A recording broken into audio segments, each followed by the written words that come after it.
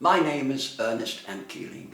Welcome to this reading of my poem Time to Move On, which commemorates Diana, but also, together with my statement, means in the UK, time for a republic. Copyright. Time to move on. Dieu est mon devoir. Fide defensor. Privilege. Pomp. Henry would empathize with obscene opulence, fleecing the poor in the age of unreason, hardly civilized at all. Time to move on. In the turgid realm of Elysian fields, weaving the angles on a rimy slope, the people's princess was ill at ease.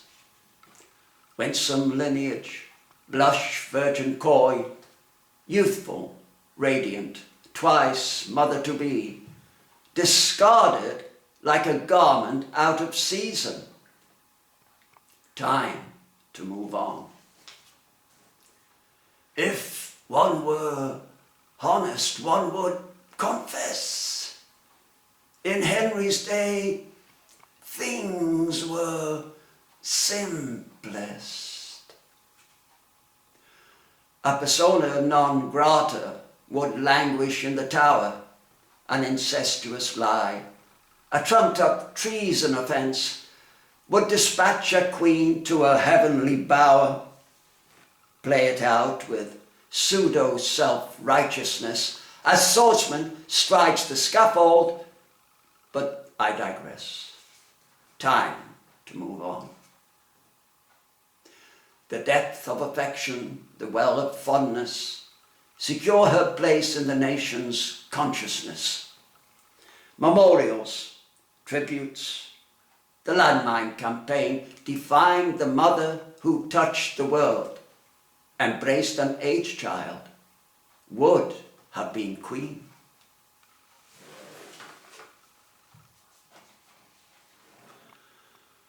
The background to this poem originates in the old conflict, republic versus monarchy.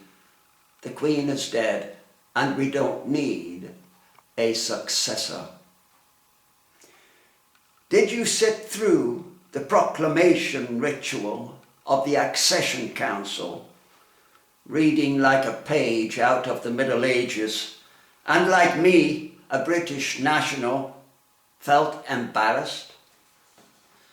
Whereas it has pleased Almighty God, liege Lord, by the grace of God, defender of the faith, to whom we do acknowledge all faith and obedience, beseeching God, by whom kings and queens do reign, etc., etc., and all to proclaim a nothingness, an anachronism, a reliquary that should have been abolished long ago.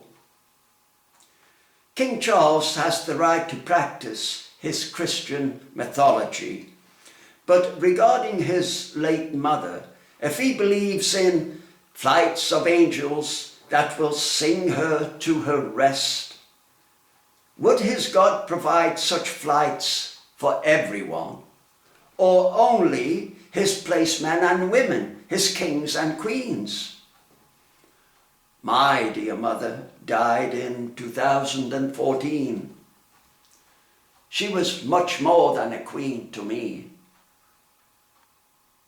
Which God, in fact, was the Accession Council referring to, considering the UK as a multicultural society?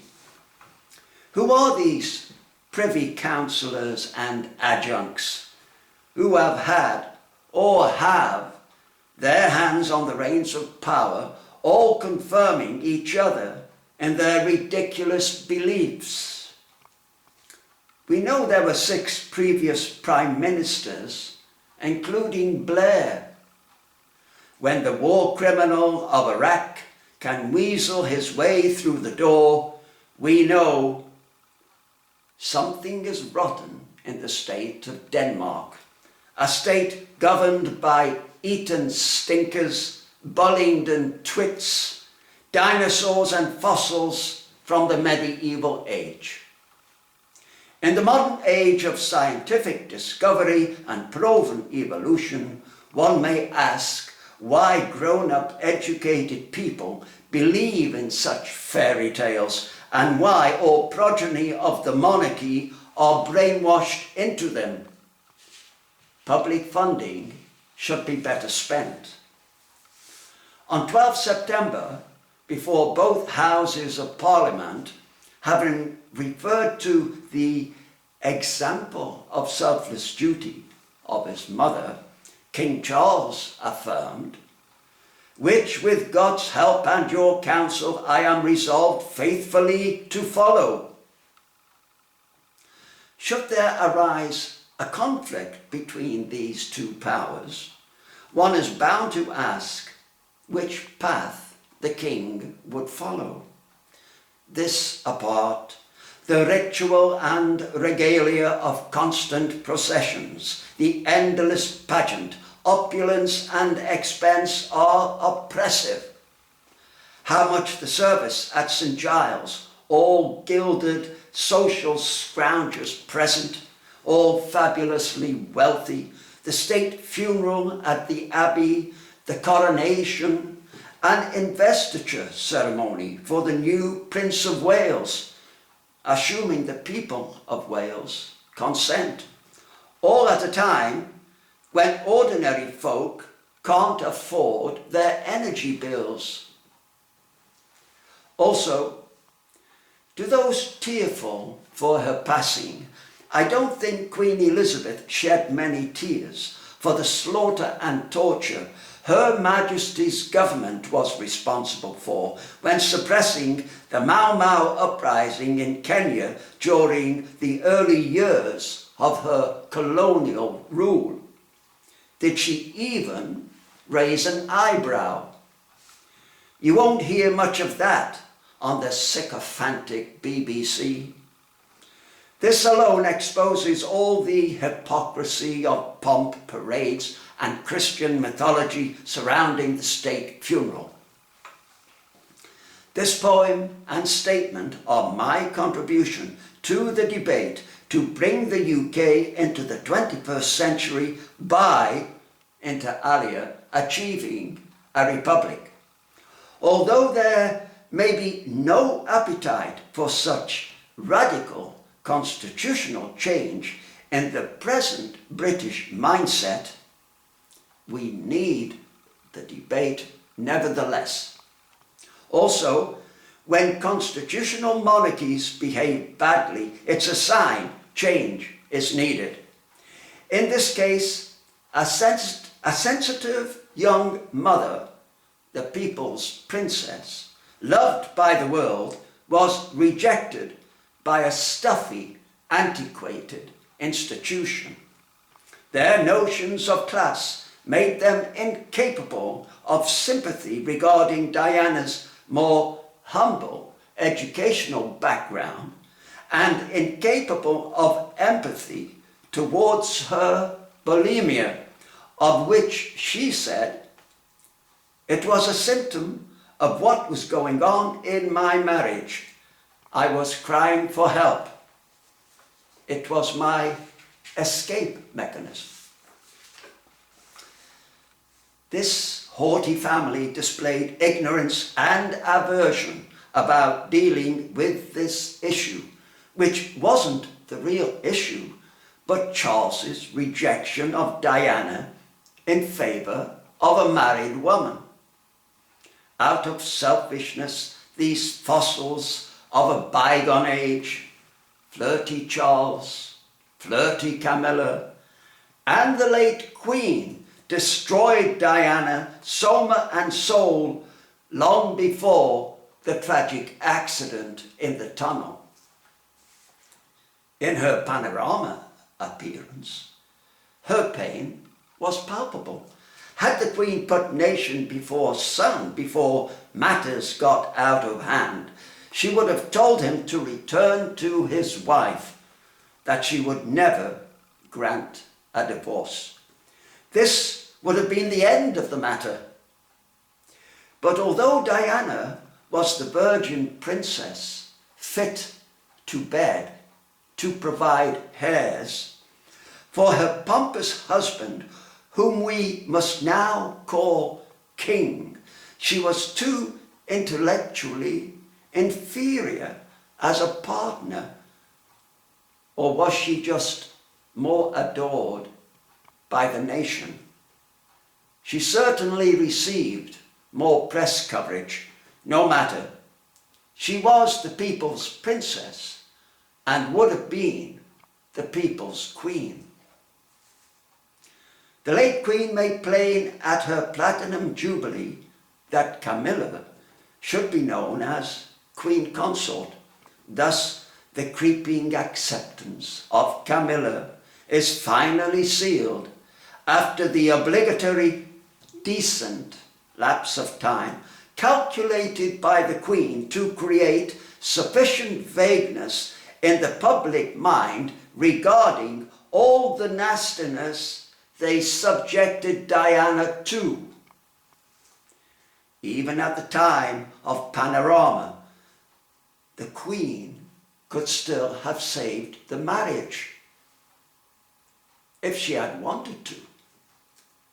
Up to then, she had reserved her counsel, at least in public, but after Diana exposed them, she cut the legs from underneath her. In the aftermath of Diana's tragic demise, the tribute paid by Queen Elizabeth was forced upon her, so may be taken with a pinch of salt. There is fake news surrounding Diana's Panorama appearance. News and broadcasting is a cutthroat industry with everyone chasing the coup, but we mustn't lose perspective. Mr. Bashir obtained the interview by dishonest means, but it was not the crime of the century. However, it seems to me he is almost the scapegoat for the breakdown of Diana and Charles's marriage, which is patently false. The manner of obtaining the interview does not detract from Diana's words during the interview. She wanted and needed to make her story public, if not through Mr. Bashir, someone else. Bear in mind, she had already participated in the production of Andrew Morton's book. Her words are part of her legacy to objective truth and the nation, and they should not be airbrushed out of existence.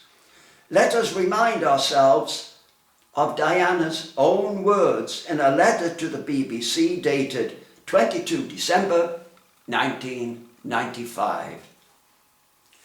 I consented to one interview on Panorama without any undue pressure and have no regrets concerning the matter. No regrets concerning the matter.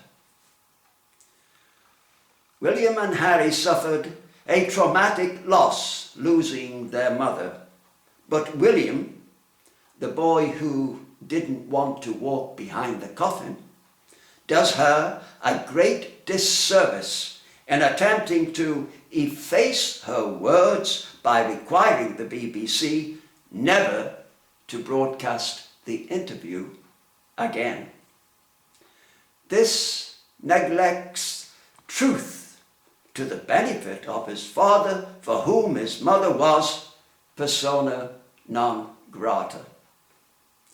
Charles's infidelity with Parker Bowles dated from 1986, admitted to biographer Jonathan Dimbleby. According to him, it occurred only after the marriage had irretrievably broken down. But who broke the marriage irretrievably down? In Diana's now famous words, in answer to Mr. Bashir's question, do you think Mrs. Parker Bowles was a factor in the breakdown of your marriage? She said, well, there were 3 of us in this marriage, so it was a bit crowded. Toady BBC reporter Nicholas Witchell jumped on the William bandwagon by referring to the Wales family as still a functioning family. Not true. The marriage lay in shards long before PM John Major announced the couple's separation in Parliament in December 1992. PR choreography tried to give a semblance of normality, but this was far from the case. It is my contention that King Charles should not retain the throne, that this is a king too far, and if maintained will always be a stain on the British Constitution, requiring some mental gymnastics by the British public to approve it.